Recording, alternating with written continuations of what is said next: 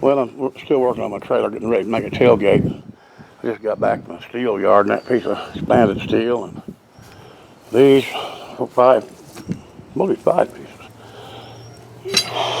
Whew. I don't know what the hell's going on. Oh, there's 5 of them. Anyway, and that two little plates was $194, I think. So things not cheap these days. Well, the wind would probably be ridiculous, but we'll see.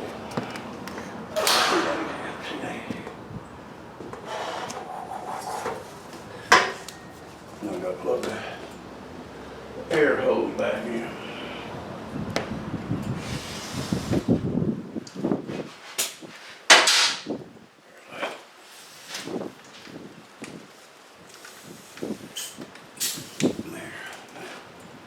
All righty.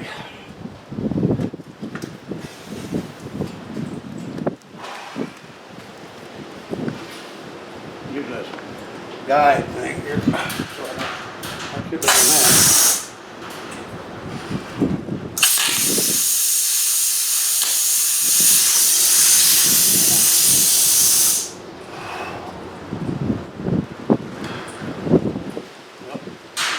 Back a little bit.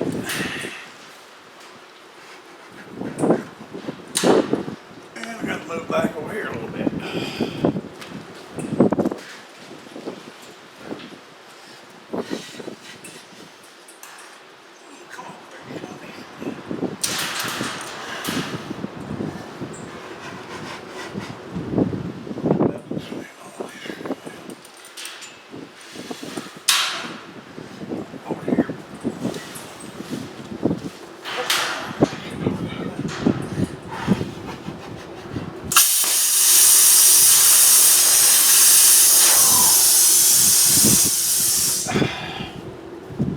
Don't tell me we ain't got a good enough grip.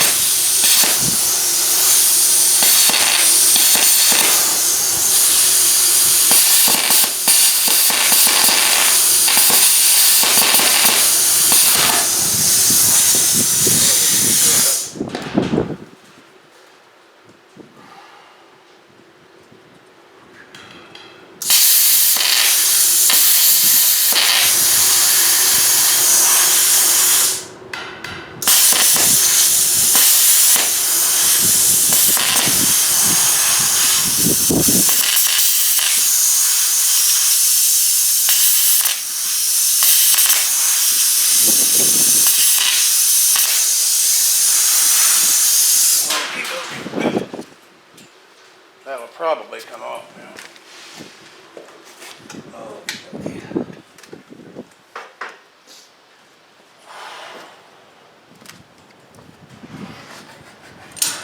Would have been easier with probably with I don't know, angle grinder, but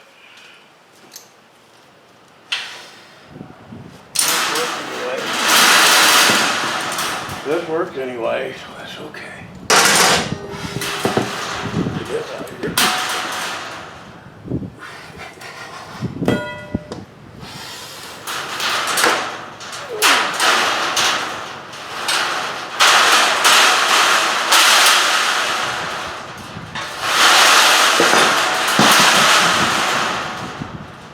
Which ones are holding it?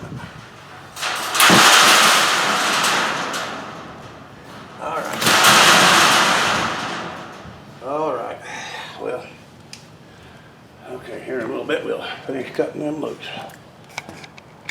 Well, that piece I had, in other words, I need to finish filling out this little, about a foot area here. And so I had to, this section wasn't long enough. I had to put a patch in here. I'm going to do that. I'm going to weld that in here to this thing here, and I got to get trying to line it up and all that kind of thing. This is windy out here. I doubt you can hear a thing, and of course the welding is not a big issue because I'm certainly not a welding instructor.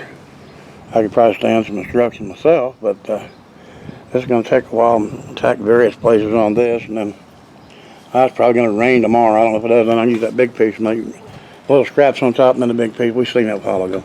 I'm going to try to make a frame and put the tailgate on. So that'll be it for right now. We'll get something further along. Well, I fooled around, cut my expanded steel a little too short, so I had to put that little filler in. If I was doing this thing for the state fair, it might be different, but the way it is, I just want to use. And before anybody asks, no, I'm not giving welding lessons. I just can't do it. I'm just too busy, you know. I realize they're beautiful welding, but I'm sorry, I'll get somebody else. Anyway, got to rig up my hinges on here yet.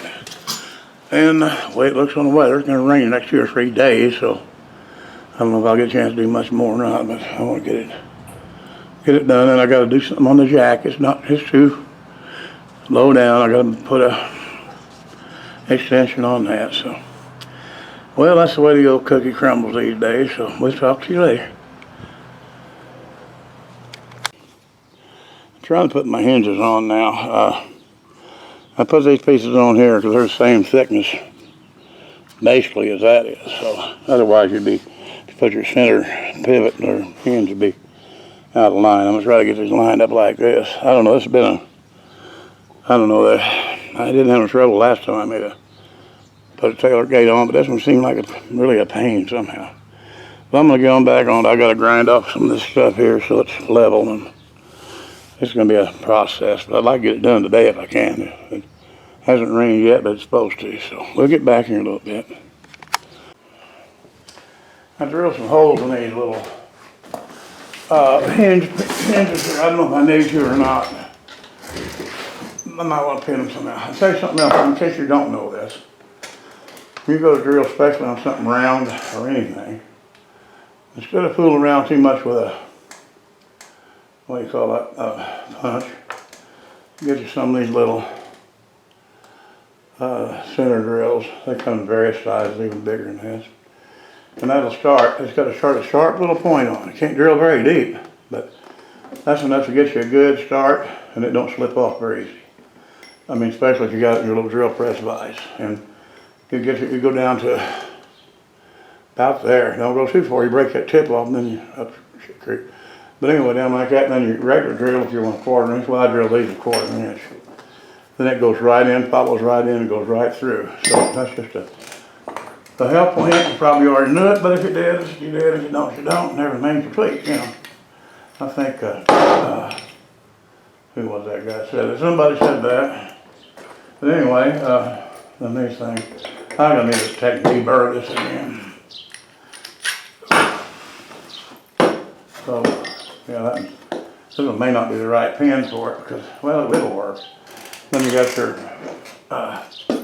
see, I don't know if I can rig it up somehow or the other or not. This is just a trial and error deal. It's getting awful humid. I'm afraid it's going to rain, although it don't look like it. I really would like to get this done today. If I quit fooling around, I could, I guess. That's all I wanted to explain how, you know, like these little dudes here. You know, I'm no big lathe expert. I only have my lathe a couple of years, but you use these to start if you're going to bore into a rod or something, you use these to get started with because they don't bounce all over the place and everything. So that's it for that. All right.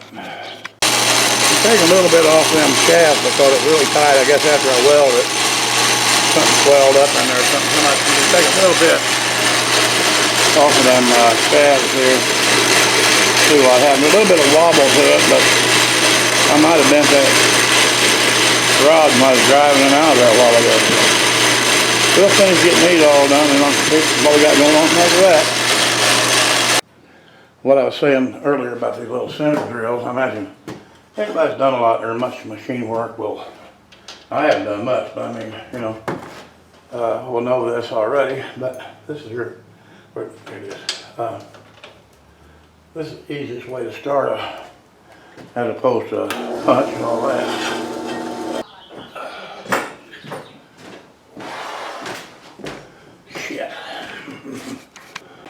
As I was saying about these little center drills, if you want to start, a hole like drill a hole in something, especially round, it doesn't matter, it could be any shape. You get one of these little center drills, like I looked at a while ago, and then you can turn it so you can kind of eyeball where center is. Uh-oh, well, that didn't, there you go. I should use that smaller one, it's easier to do, but you might. And you put this little kind of a countersink in it. And then when you get ready to drill with your regular drill, which is going to be pretty short, so I guess it'll work. And you put this over here. Put your regular drill there.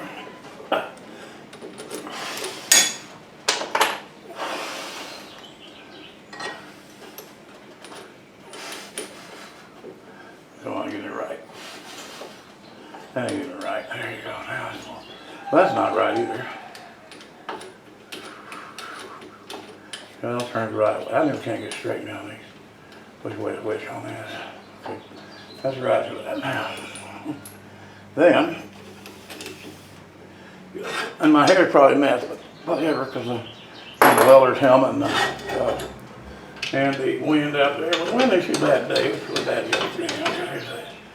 All right, and of course you got your starter hole, so obviously going to be easier. This daggone drill press, I'm going to put a bicycle chain on it so it'll go through.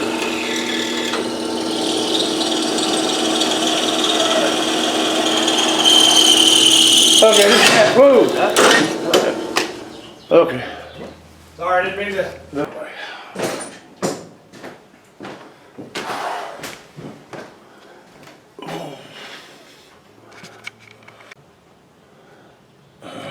All right, well, interruptions. I don't remember, I went all the way through this, or what happened here. I don't know what it is, we're too close to this. Thank you. Now it's not straight.